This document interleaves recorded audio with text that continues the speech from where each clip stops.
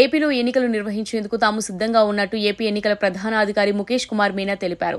మొత్తం 175 అసెంబ్లీ సీట్లకు 25 లోక్సభ స్థానాలకు ఒకే విడతలో ఎన్నికలు నిర్వహిస్తామన్నారు. ఏపీలో మే 13న పోలింగ్, జూన్ 4న కౌంటింగ్ నిర్వహిస్తామన్నారు. ఏపీలో 46,000కు పైగా పోలింగ్ కేంద్రాల్లో పోలింగ్ జరుపుతామన్నారు. ఫామ్ 12 ద్వారా పోస్టల్ బ్యాలెట్ ద్వారా ఓటు వేయవచ్చని సూచించారు.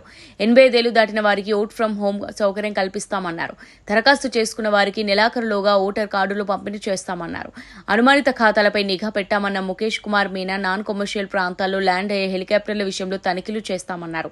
50% పోలింగ్ కేంద్రాల్లో వెబ్కాస్టింగ్ నిర్వహిస్తామన్నారు. ఇక ఏపీలో ఓటర్ల విషయానికొస్తే మొత్తం ఓటర్లు 4,09,37,352 మంది ఉండగా ఇందులో సర్వీస్ ఓటర్ల సంఖ్య 67,393 మంది. 18 నుంచి 19 సంవత్సరాల వయసు కలిగిన వారు 9,01,863 మంది ఓటర్లు ఉన్నారని చెప్పారు. ఏపీ వ్యాప్తంగా 46,165 పోలింగ్ కేంద్రాలు అందుబాటులో ఉన్నాయన్నారు. ఇందులో 179 పోలింగ్ కేంద్రాలు ప్రత్యేకంగా మహిళలకు కేటాయిస్తామని చెప్పారు.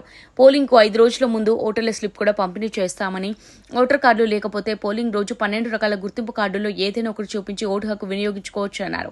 పోలింగ్ నిర్వహణ విధిలో 3.82 లక్షల ఉద్యోగులు పాల్గొననున్నట్టు చెప్పారు.